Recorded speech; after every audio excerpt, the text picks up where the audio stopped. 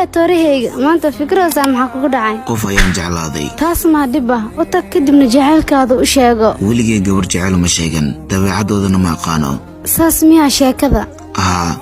ii sheeg sidaan jacaylkay uu sheegtaa waxaad ku dhahdaa waan ku jeclahay xataa haddii ku diido mar labaad ku dhaw waan ku jeclahay mar walbana samee waxay ku farxayso laga yaabo inay ku jeclaato adiga intaas dan ku sameeyo mii jeclaanaysaa laakiin sidee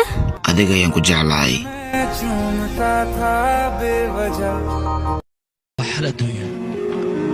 maalintaad gacanteeda ku jirtay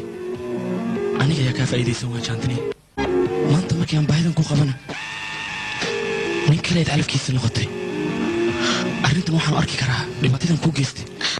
هاي gabadha quruxda badan leh maxaa ka soo doontaa halkan teeda kale waaba ogaa dan badan ay ka soo kaagshay danta maxay tahay halkan u timid cadeeba wardantaada ma aqaan hay dambeysiyay ku tahay naagtan feeraha weyn la ishaga iskuna nabayso mootada kula saarnay هي ما bilowday waa filan feesadan